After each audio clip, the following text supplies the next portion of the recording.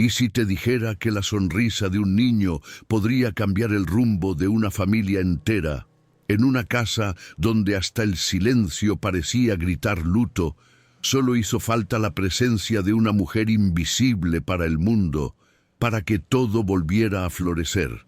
Pero tras esa primera sonrisa había un secreto enterrado y la única testigo apenas sabía hablar.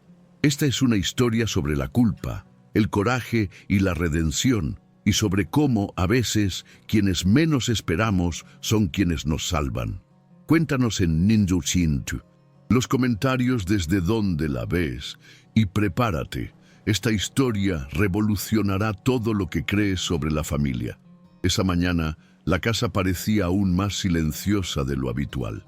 No era solo el silencio de una casa grande e inmóvil.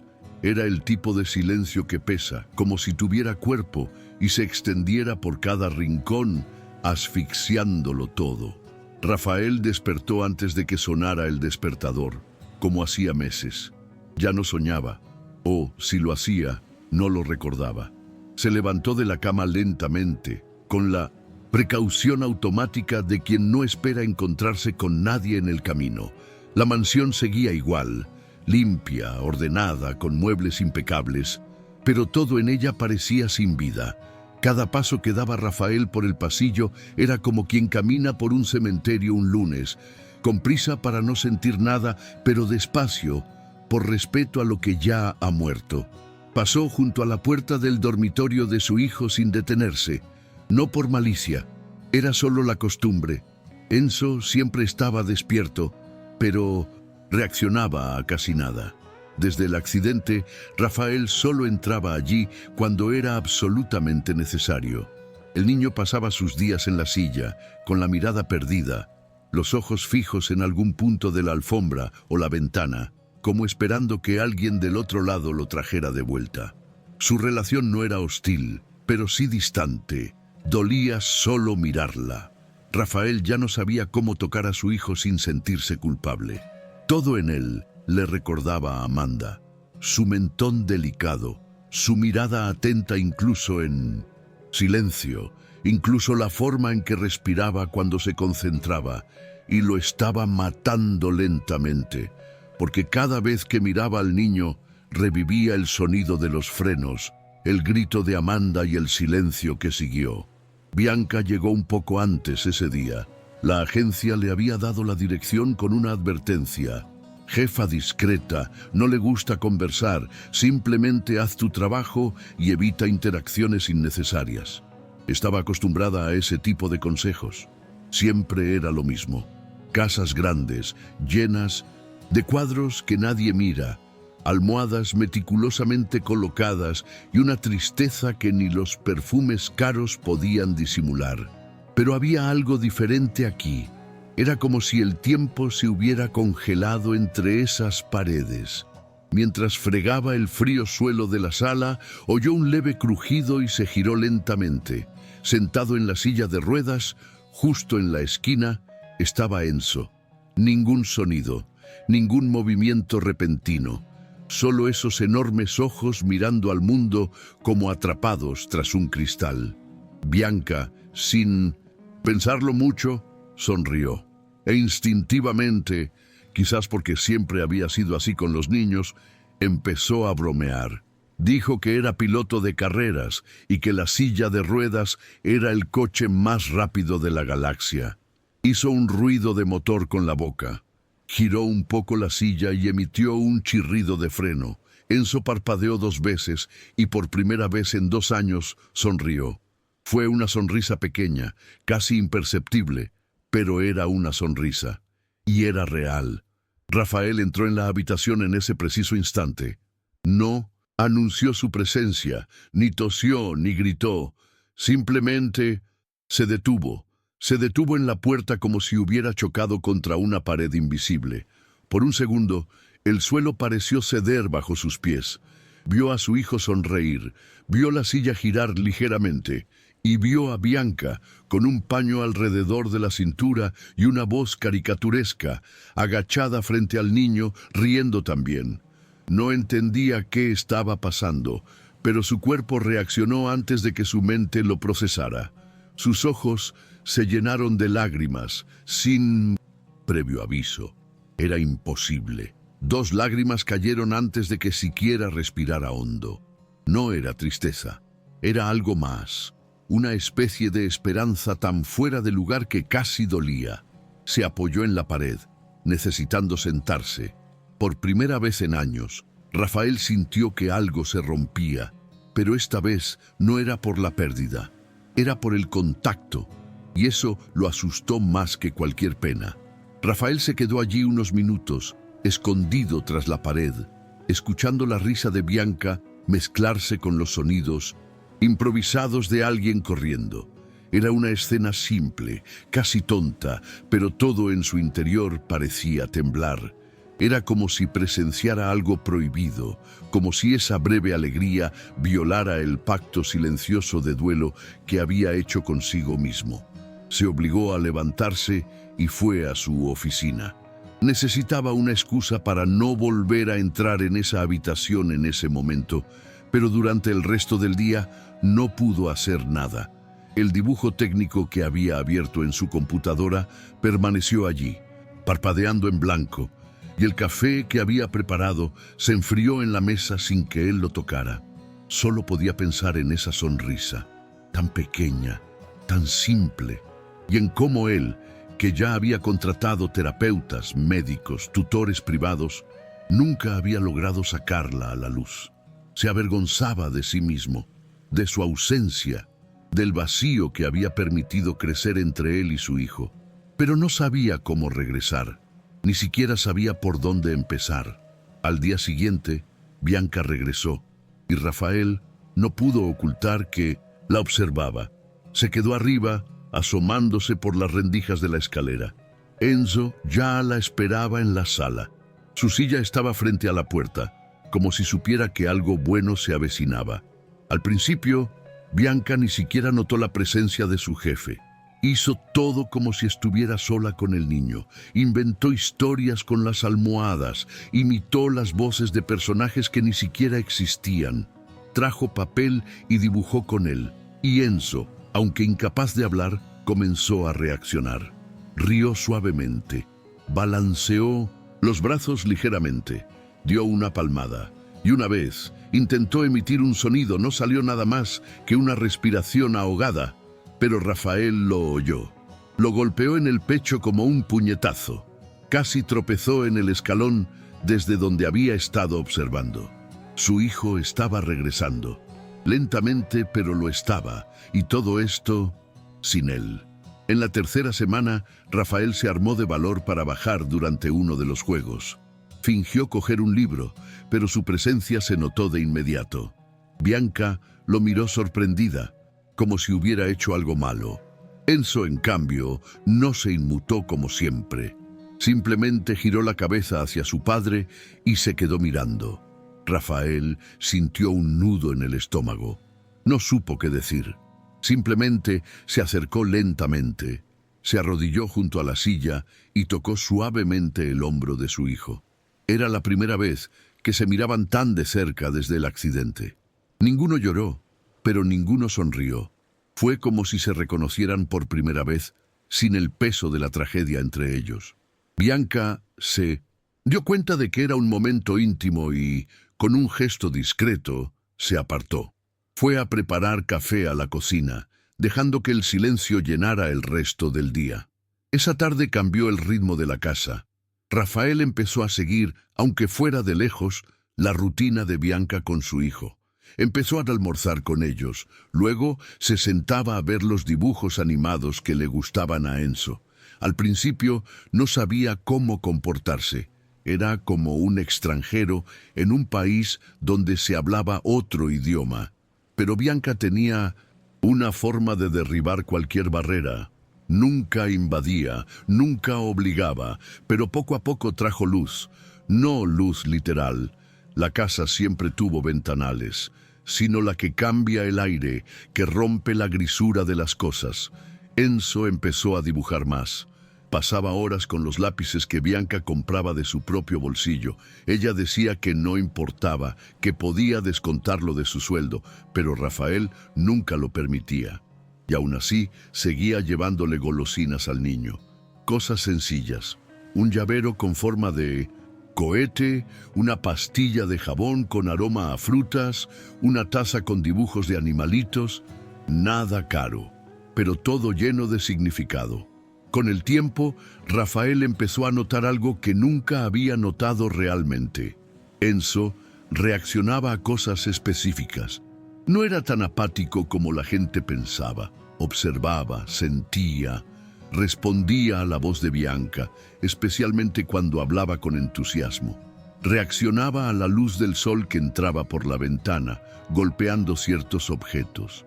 Una vez, al ver un móvil improvisado que había colgado del techo con papel de colores, Enzo extendió la mano como para tocar la luz reflejada. Fue entonces cuando Rafael se dio cuenta.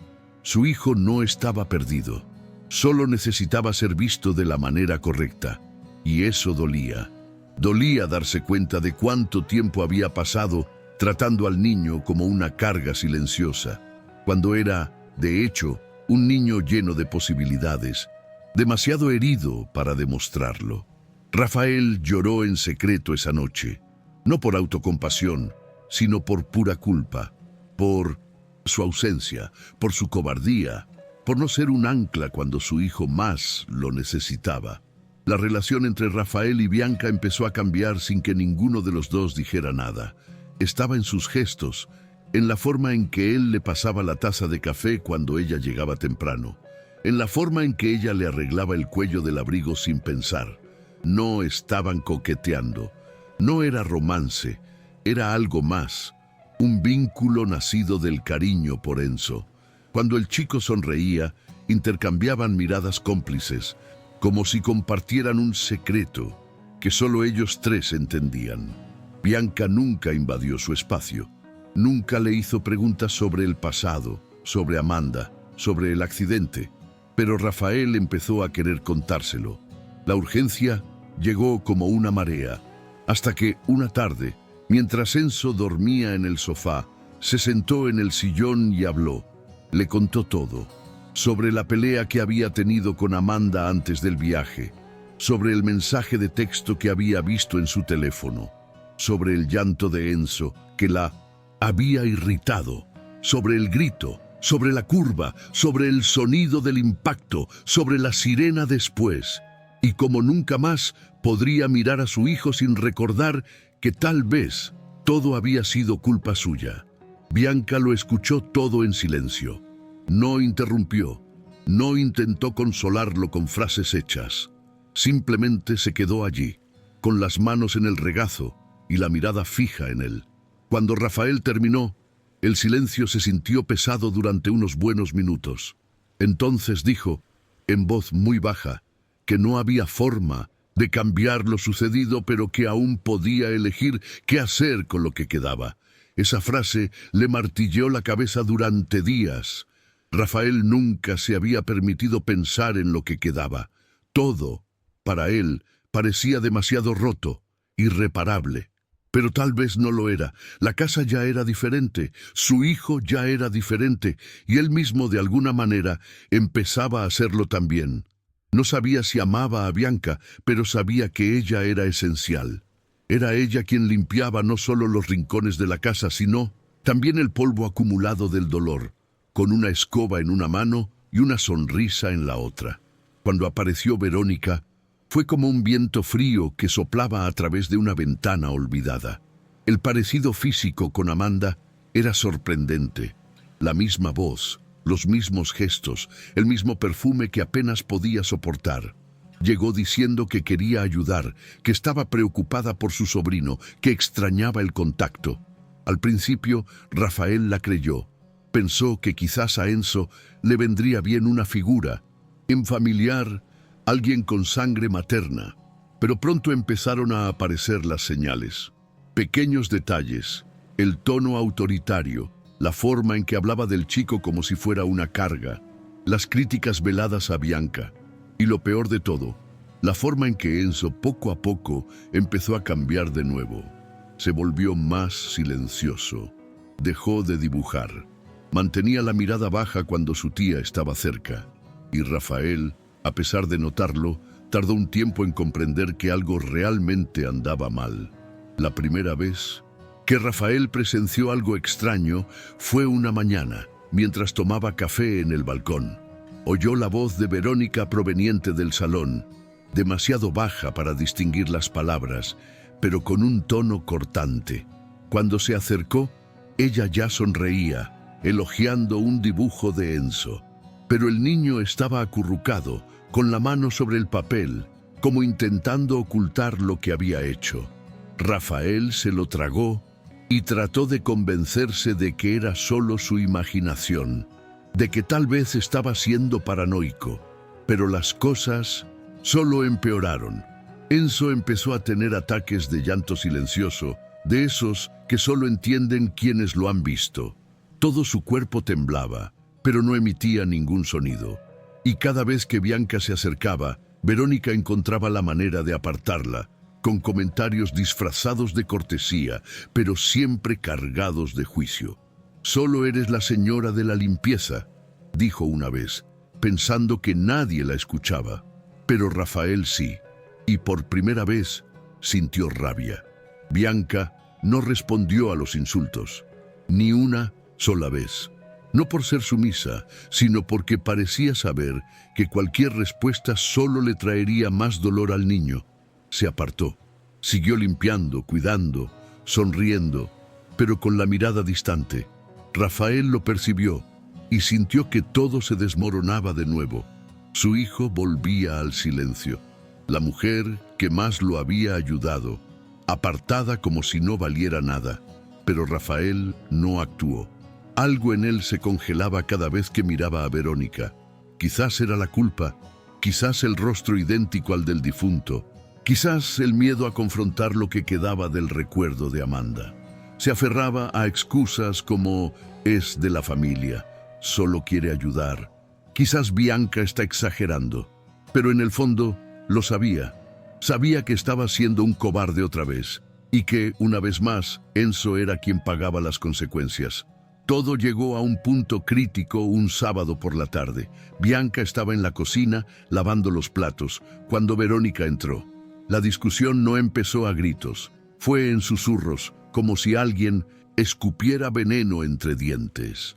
Verónica insinuó que Bianca se estaba aprovechando de la situación, que quería ponerse en el lugar de su hermana.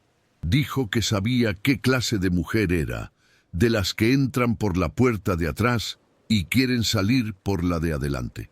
Bianca intentó mantener la calma, pero palideció.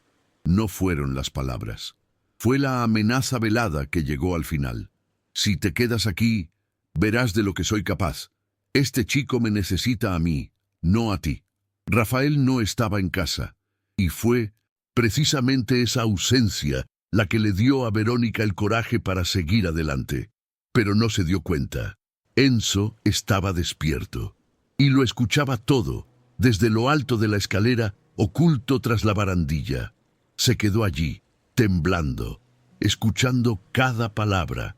Su respiración se aceleró, su pecho subía y bajaba rápidamente, pero sin emitir ningún sonido.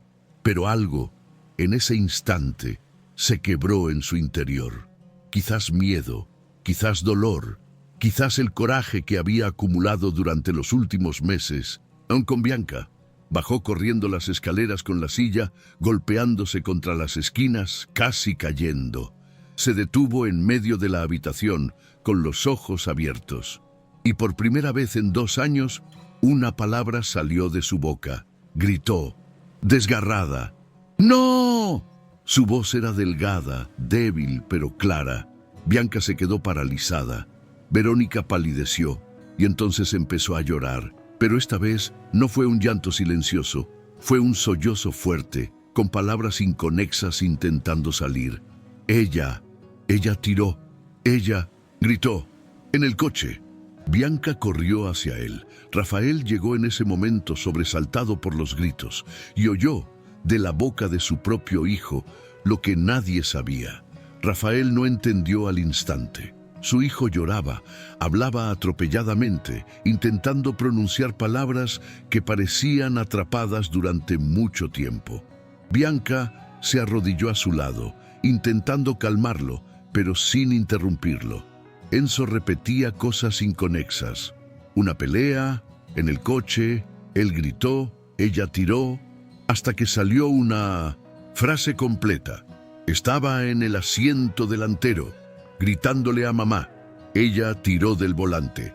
El silencio que siguió fue absurdo. Verónica intentó reír, diciendo que estaba confundido, que era un trauma, una invención infantil. Pero el niño continuó. Describió el abrigo que llevaba puesto, la forma en que agarraba el volante. Dijo que quería que su madre dejara de hablar. Rafael, en shock, los miró a ambos, con el estómago revuelto. Algo dentro de él le decía que era cierto, que tenía sentido, que el accidente tal vez no había sido solo un accidente. Verónica intentó irse, pero Rafael se quedó parado frente a la puerta. Los siguientes minutos fueron un borrón. Llamó a la policía. Bianca llamó al abogado. Verónica gritó diciendo que era una trampa, que estaban usando al chico, pero ya nadie escuchaba. La policía llegó rápidamente y con la declaración preliminar de Enzo, grabada bajo supervisión, se llevaron a Verónica esposada. La casa, ese día, parecía haberse transformado en un tribunal silencioso. Rafael se quedó de pie en medio de la sala, sin saber qué hacer con sus propias manos.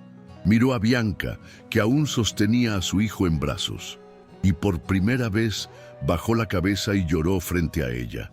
Sin escudo, sin orgullo, sin armadura. Simplemente dijo, «Lo siento». No explicó si era por ayer, por los años anteriores o por todo lo que había permitido que sucediera. Pero ella lo entendió, le tomó la mano, sin decir nada. Y en ese simple gesto, Rafael sintió, por primera vez en mucho tiempo, que quizás aún había salvación. La casa tardó unos días en reorganizarse tras aquel caos. No en el sentido físico, los muebles seguían en su sitio, los cuadros en las paredes, las ventanas limpias. Pero el aire era distinto, más ligero, todavía cargado de todo lo que se había revelado, pero ya diferente. Rafael pasó 2 días enteros prácticamente sin salir de su habitación. No por depresión, esta vez era otra cosa. Era como si necesitara digerirlo todo, reorganizar su mente. Bianca mantuvo su rutina con Enzo, pero ahora abiertamente, sin esconderse, sin miedo. Escuchaban música, dibujaban, jugaban en el balcón. Rafael observaba por la ventana, sin ser notado, y fue en ese silencio que empezó a comprender lo que se había perdido durante tanto tiempo. No solo la presencia de su hijo, sino la vida tal como era. Imperfecta, ruidosa, llena de riesgos, pero también llena de belleza. Y Bianca estaba en el centro de todo ahora. Cuando por fin bajó, Rafael fue directo a donde estaban Bianca y Enzo. No dio un discurso ni ensayó. Simplemente se acercó, se sentó en el suelo con ellos y permaneció en silencio un rato. Enzo lo miró con la misma curiosidad de antes, pero ahora con algo nuevo, confianza. Rafael extendió los brazos y los abrazó a ambos, sin pedir permiso. Fue un abrazo largo e incómodo, pero lleno de todo lo que las palabras no podían expresar. Después de ese día, las cosas cambiaron naturalmente. Bianca se quedó en la casa, pero ya no como empleada. Rafael no la despidió, ni la invitó formalmente a quedarse, pero ella se quedó, porque quería y porque tenía sentido. Enzo volvió a terapia. Poco a poco amplió su vocabulario pidiendo cosas, contando buenos recuerdos. Por primera vez, Rafael vio correr a su hijo, incluso sin piernas. Porque correr, comprendió, no se trata solo de movimiento, se trata de libertad. Los cambios empezaron a reflejarse en los detalles más sencillos de la casa. Antes, el sonido dominante era el tic-tac del reloj y el eco de los pasos en el suelo de madera. Ahora se oían sonidos de vida, el golpeteo de las ollas, la risa de Enzo, música suave de fondo. Los juguetes empezaron a ocupar espacio en la sala. Los cojines ya no estaban perfectamente alineados y el sofá tenía huellas de tinta. Rafael, que siempre había odiado el desorden, ahora sonreía al ver un par de calcetines tirados en un rincón o un dibujo torcido en la pared. La casa, por fin, se sentía como un hogar. Ya no era un mausoleo de recuerdos. Y Enzo, aquel niño que pasó 2 años enteros sin pronunciar palabra, ahora contaba historias. Historias divertidas, a veces confusas, pero llenas de sentimiento. Hablaba de razas intergalácticas, de robots que volaban, de madres que nunca desaparecían, y siempre terminaba sus frases mirando a Bianca como confirmando: «¿Sigues aquí, verdad?». Rafael también cambió, aunque lentamente. Empezó a salir más de la oficina, a llevar a Enzo a sus citas, a visitar colegios. Empezó a ir al supermercado con Bianca, a prepararse el desayuno, a ver películas hasta el final sin escaparse a su habitación.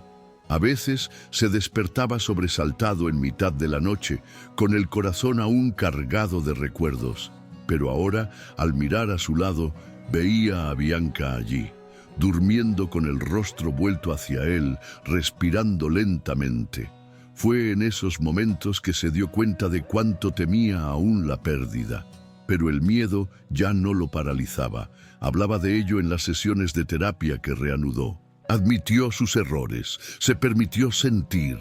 Por primera vez, desde la muerte de Amanda, Rafael ya no fingía estar bien. Y quizás ese fue el paso más grande de todos. Con el paso de los meses, la gente empezó a comentar sobre la transformación. El vecindario, que antes solo había visto a Rafael de lejos, murmuraba que parecía una persona diferente. Los padres del colegio de Enzo comentaban lo atento, cariñoso y curioso que era el niño, y lo seguro que parecía estar con Bianca. Incluso el portero de 1900. La calle dijo un día que la casa había vuelto a respirar. Bianca escuchaba todo esto con una sonrisa tímida, sin ponerse en el centro de nada. Pero Rafael lo sabía. Sabía que ella fue quien tiró del primer hilo que desató todos los nudos, que ella fue quien mostró paciencia donde él solo sentía miedo, que vio a Enzo cuando él no podía, y por eso, incluso sin planearlo, se enamoró. No fue repentino ni dramático, fue cotidiano, en la forma en que se secaba las manos en la camisa, en la forma en que miraba a Enzo con esa mezcla de firmeza y ternura, en la risa contenida después de un chiste tonto. Se encontró mirándolo y pensando: esto es todo, esto es todo. Pero Rafael aún albergaba cierta aprensión. No quería que Bianca pensara que la veía como una sustituta. Tampoco quería cargar con la carga de reconstruirlo todo. Así que, cuando decidió declararle su amor, lo hizo de la forma más sencilla posible. Una noche, después de acostar a Enzo, la llamó al porche, le ofreció una taza de té y le dijo: «No quiero que te vayas nunca más, y no te hablo como jefe ni como padre, te hablo como hombre». Bianca guardó silencio un momento, con un brillo en los ojos que lo decía todo sin necesidad de palabras.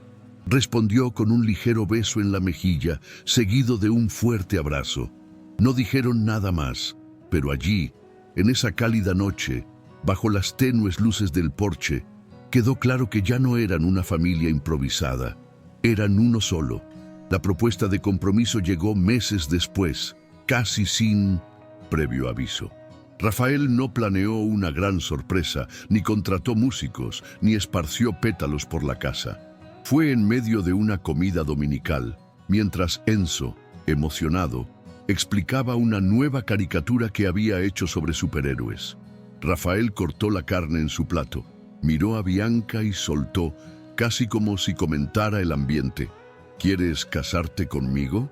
Bianca se atragantó con el jugo. Enzo se echó a reír a carcajadas y los tres empezaron a reír juntos. Ella dijo que sí entre risas y lágrimas, y Enzo corrió a abrazarlos con la fuerza de quien, en el fondo, ya sabía que iba a suceder. No fue un momento perfecto como en las películas, pero fue tan real como podía serlo. Fue la respuesta natural a todo lo que habían vivido.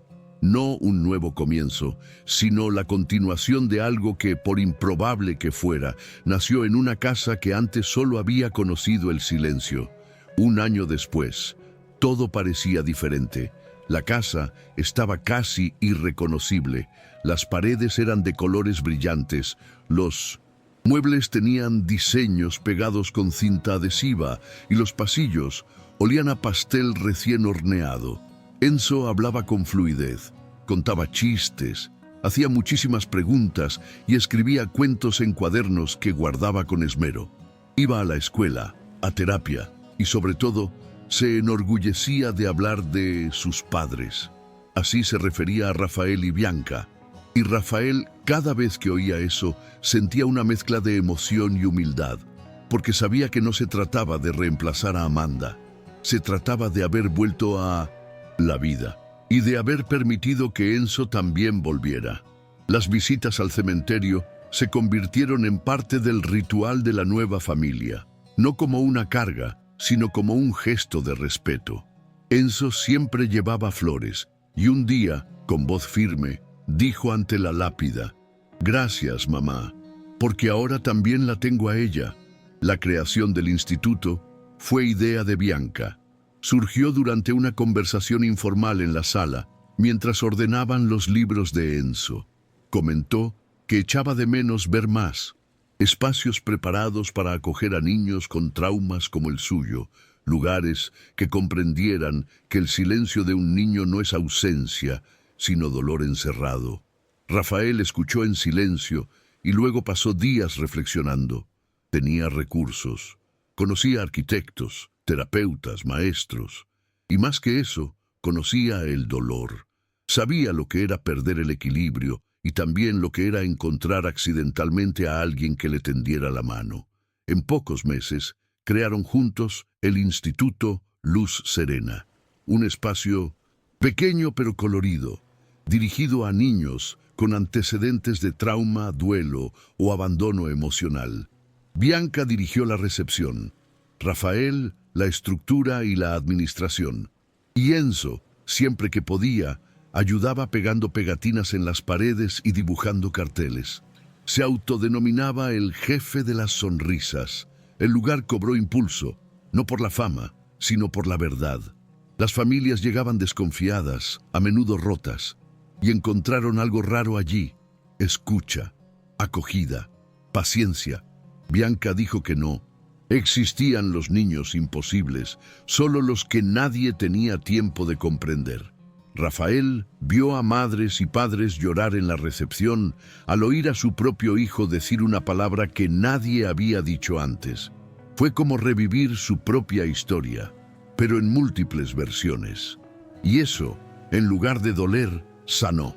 El instituto se convirtió no solo en un proyecto, sino en una extensión de lo que ellos tres se habían convertido.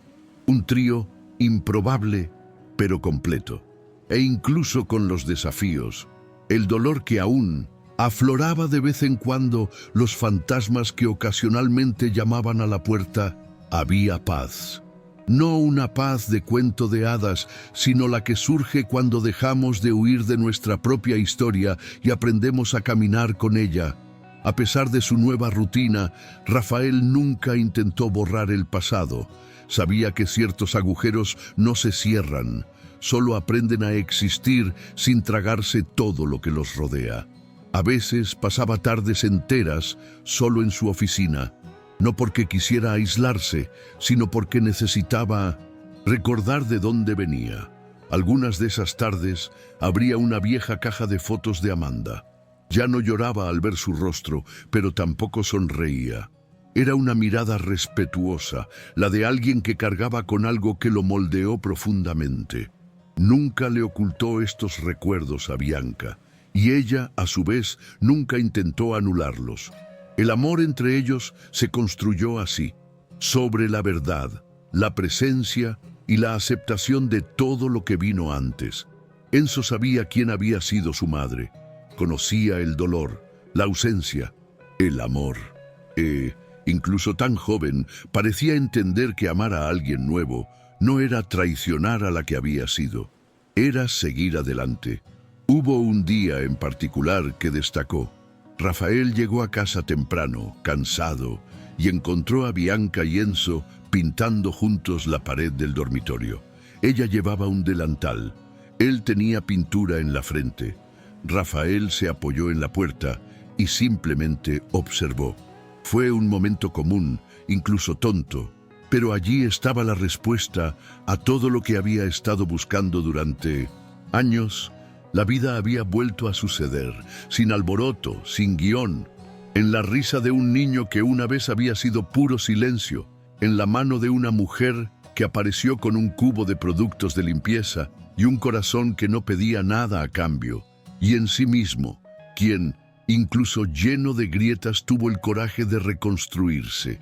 Ese no fue un final feliz, fue simplemente la vida, de la manera más humana posible.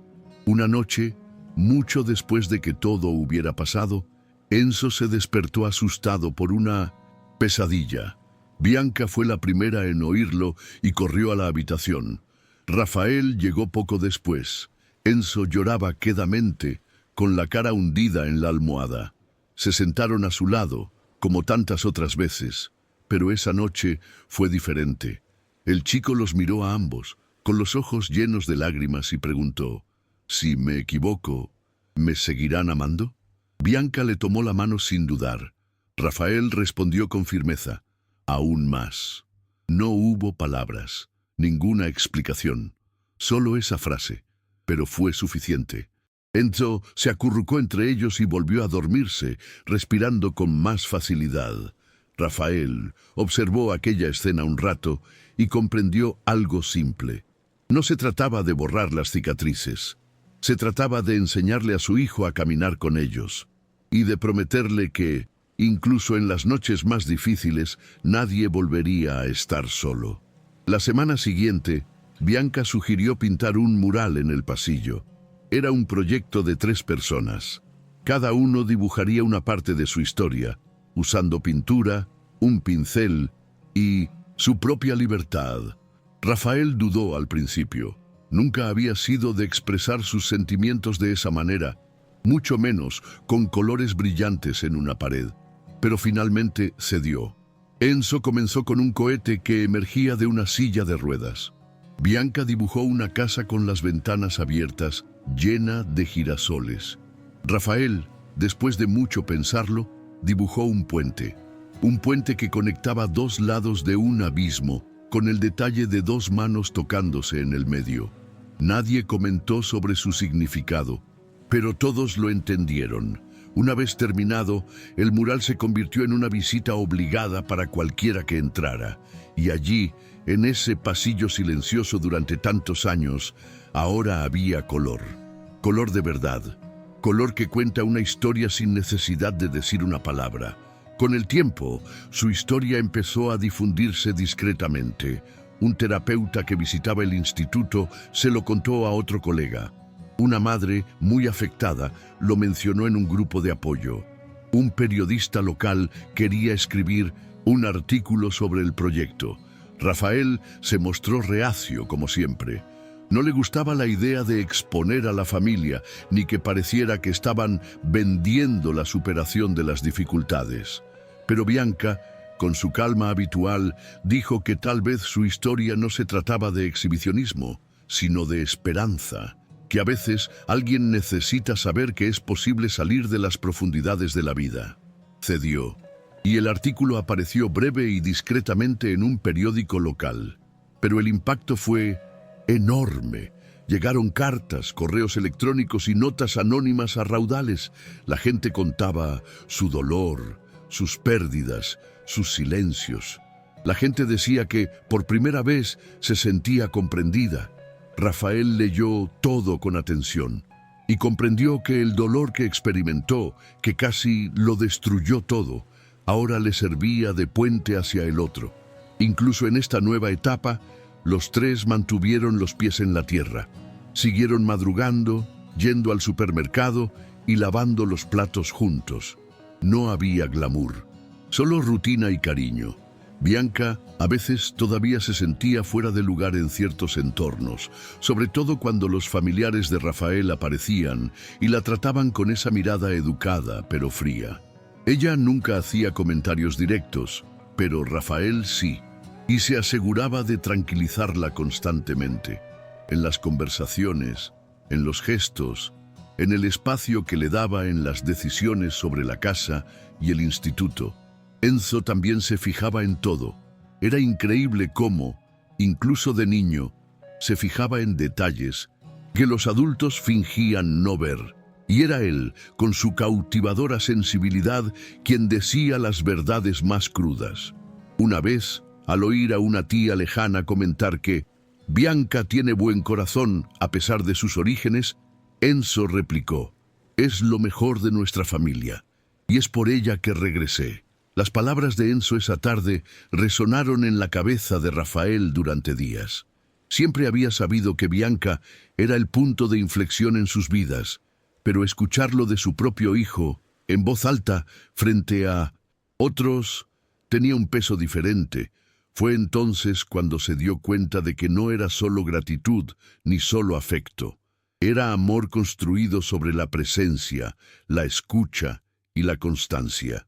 Rafael pensó en cómo habría sido todo si hubiera seguido en piloto automático, si Bianca nunca hubiera entrado en esa casa con ese uniforme sencillo y esa forma espontánea de hablarle a una niña a la que todos trataban como si fuera de cristal. Era extraño pensar que la salvación de todo lo que tenía residía en algo muy tan simple. Alguien que se atreviera a mirar con sinceridad el dolor ajeno, y más que eso, alguien que se quedara, que no se alejara cuando todo parecía desmoronarse. La boda fue discreta, tal como lo habían deseado.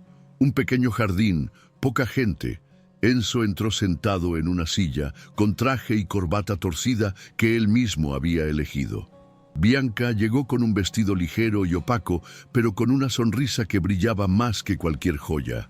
Rafael apenas pudo recitar sus votos sin emocionarse, no por tristeza, sino por todo lo que contenía ese momento.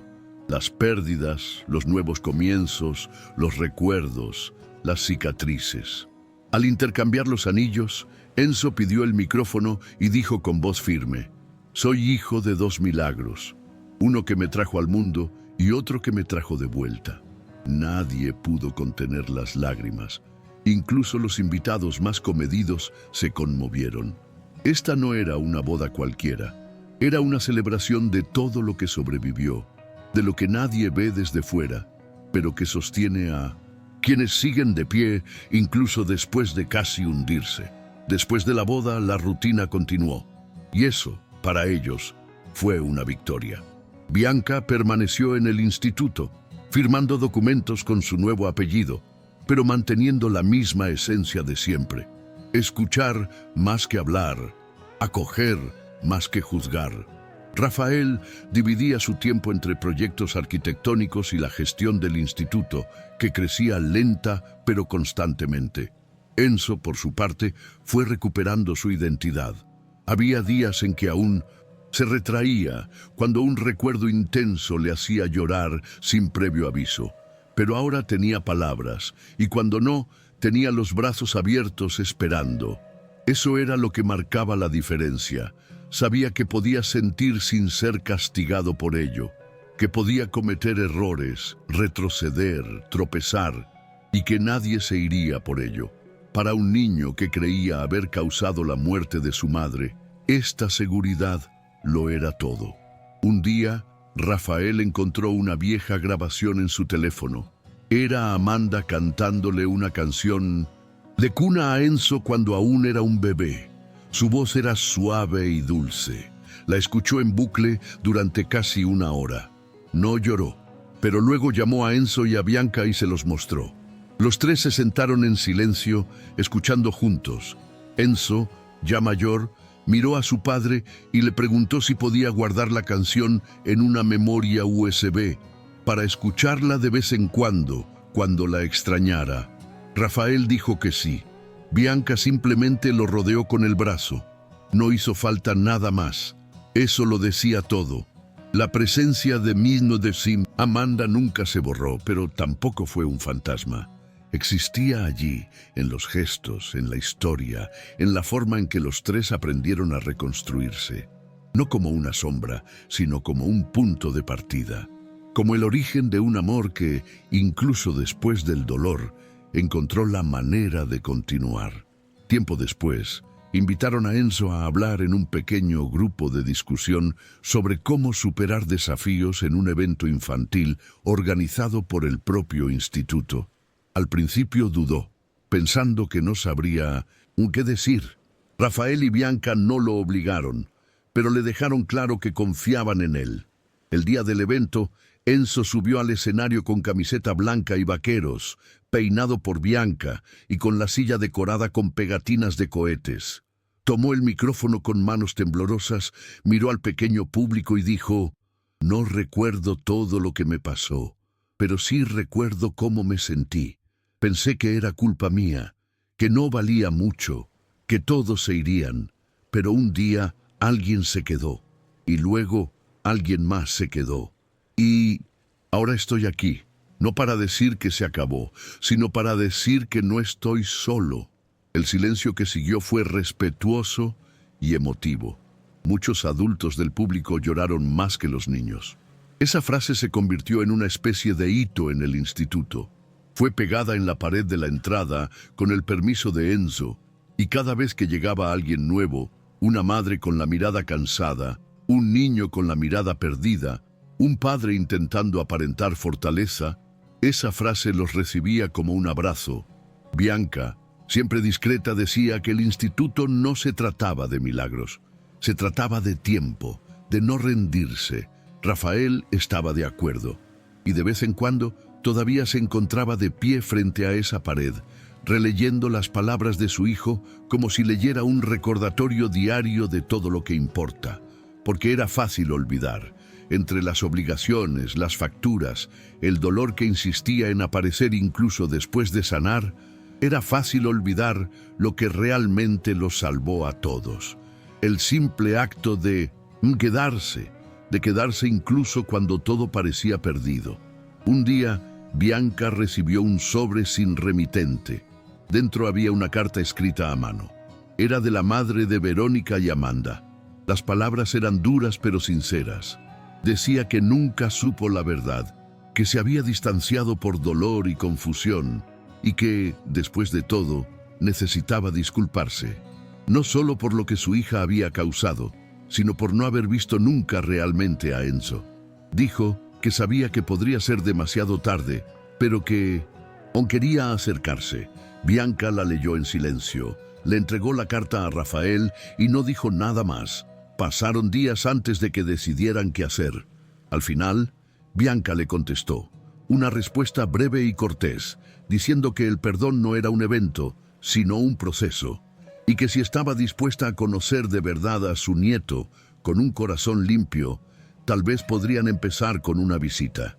Rafael firmó la carta, Enzo también, y esa respuesta fue el primer paso de un nuevo comienzo inesperado.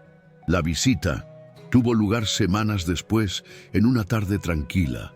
La abuela llegó nerviosa, cargando una bolsa de juguetes viejos que habían pertenecido a sus hijas. Bianca la recibió con la misma calma de siempre. Rafael mantuvo su semblante sereno, y Enzo, con una madurez difícil de explicar, fue quien rompió el hielo. Le mostró dibujos, la introdujo en las salas del instituto y le contó historias. No había euforia ni rabia, solo un profundo respeto, el que surge cuando se enfrenta el dolor de frente.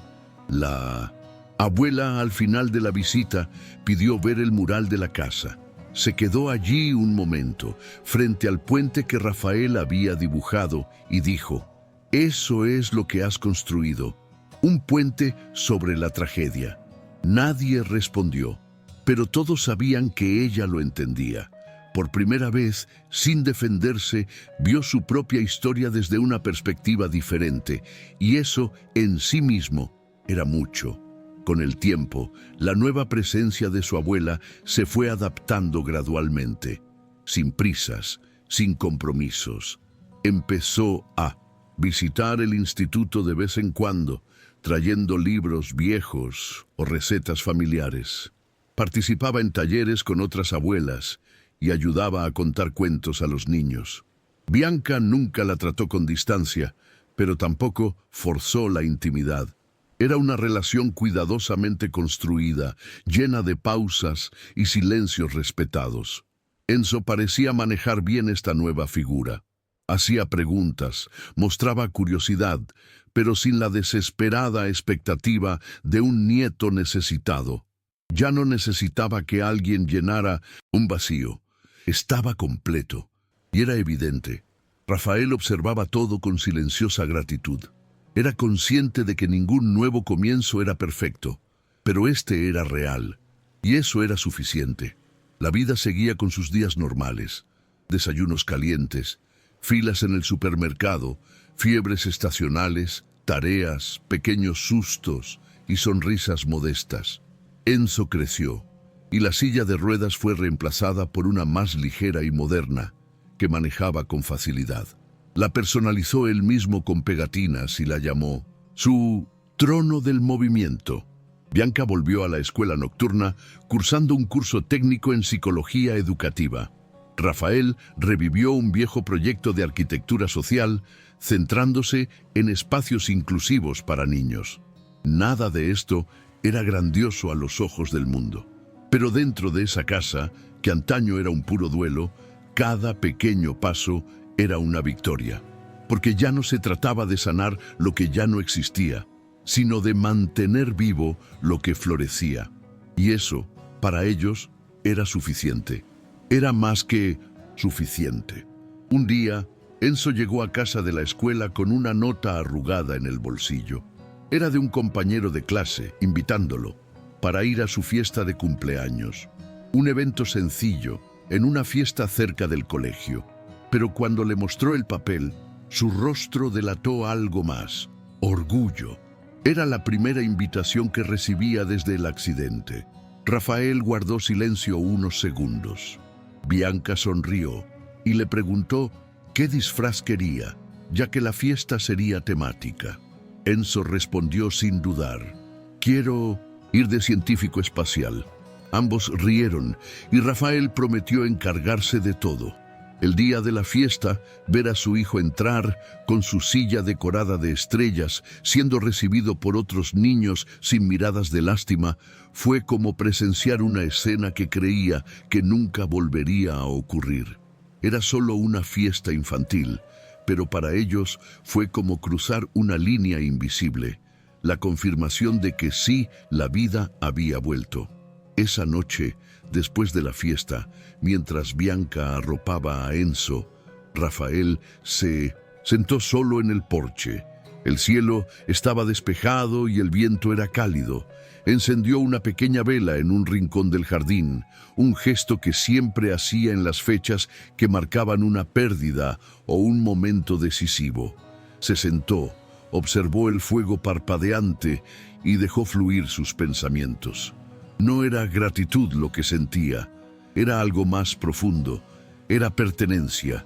Por primera vez desde que todo se derrumbó, sintió que tenía un lugar en el mundo de nuevo. No un lugar social o profesional, sino un hogar, un núcleo, algo que perduraría incluso si todo lo demás se desmoronaba de nuevo. Esa llama solitaria en el jardín era casi un símbolo de su experiencia, frágil, expuesta, pero aún ardiendo. Y mientras la vela se consumía lentamente, Rafael cerró los ojos y se dejó estar allí, completo. Poco después, en una reunión del instituto, Bianca presentó un nuevo proyecto: la creación de un centro de escucha activa exclusivamente para niños no verbales. La idea era sencilla pero contundente: permitirles expresarse a través de otros medios, dibujos, gestos, música, silencio. Al final de la presentación, miró a Rafael y Enzo y dijo: «Este proyecto nació porque un día, en una casa que parecía muerta, un niño me respondió con una sonrisa». La sala quedó en silencio. Fue como si todos comprendieran que esta historia no se trataba de Bianca, ni de Rafael, ni de Enzo. Se trataba de lo que puede suceder cuando alguien, en lugar de alejarse del dolor, se sienta a su lado y se queda. Se trataba de la presencia, del valor de ver lo que nadie quiere ver y sobre todo de lo que sucede cuando persistimos, incluso sin certezas, incluso sin garantías, incluso con miedo. De camino a casa, Enzo dormitaba en el asiento trasero. Rafael conducía despacio, con las manos ligeras sobre el volante, y Bianca observaba la calle con el silencio reconfortante de quien sabe que está exactamente donde debe estar. Al llegar, Rafael aparcó, apagó el coche y dijo, casi en un susurro: «Me salvaste la vida». Bianca respondió sin mirarlo: «Nos salvamos el uno al otro», y eso fue todo. No hubo beso, no hubo música, solo el sonido del motor enfriándose y un niño durmiendo plácidamente. Entraron, se quitaron los zapatos y apagaron las luces. Era un día más, pero un día completo, un día completo, un día animado. Y en esa casa, donde durante tanto tiempo todo era sombra, ahora era posible volver a escuchar lo que más se echaba de menos: la vida transcurriendo en tiempo real. Algunas cicatrices nunca desaparecían. A veces, Enzo aún se despertaba asustado en mitad de la noche. A veces, Rafael tenía pesadillas que lo dejaban sin palabras hasta el desayuno. Bianca, por su parte, seguía sintiéndose, de vez en cuando, como si no perteneciera del todo a ese mundo. Pero nada de eso les impedía seguir adelante. Las heridas se convirtieron en parte del paisaje, no como algo hermoso o inspirador, sino como cicatrices reales de una historia que nadie elegiría vivir, pero que sabían cómo navegar. La felicidad allí no era propaganda, era risas sobre la ropa manchada de salsa, un abrazo fuerte al final de un día duro, un silencio compartido en el sofá cuando nadie quería hablar, pero nadie quería estar solo. Ya no fingían ser perfectos, no lo necesitaban. Tenían algo mucho más raro: la verdad. Y eso era suficiente. Años después, cuando le preguntaron a Enzo qué cambió su vida, no habló de recuperar el habla, ni del instituto, ni de la silla moderna. Siempre decía lo mismo, con la voz serena, de quien comprendió desde pequeño lo que a muchos les lleva toda la vida. Fue el día que sonreí y alguien se quedó. Eso fue suficiente. Porque a veces, un milagro no llega con luz del cielo ni música de fondo. A veces, llega en un delantal, con una voz divertida y el coraje de tocar incluso donde todo parece muerto. Y ese día, en esa habitación silenciosa, ante un niño invisible y un padre en ruinas, alguien decidió quedarse. El resto fue la vida desplegándose, como debía ser. A veces, la vida se hace añicos, pero son precisamente estos fragmentos los que permiten que la luz brille. Bianca no sanó a Enzo con milagros, simplemente se quedó. Y eso fue más que suficiente. ¿Y tú? ¿Alguna vez has considerado cuánta gente a tu alrededor simplemente necesita que alguien se quede? Si esta historia te conmovió, dale me gusta al video, suscríbete al canal y compártela con alguien que necesite escucharla hoy. Nos vemos en la próxima inmersión, donde las historias más poderosas no se inventan, se viven.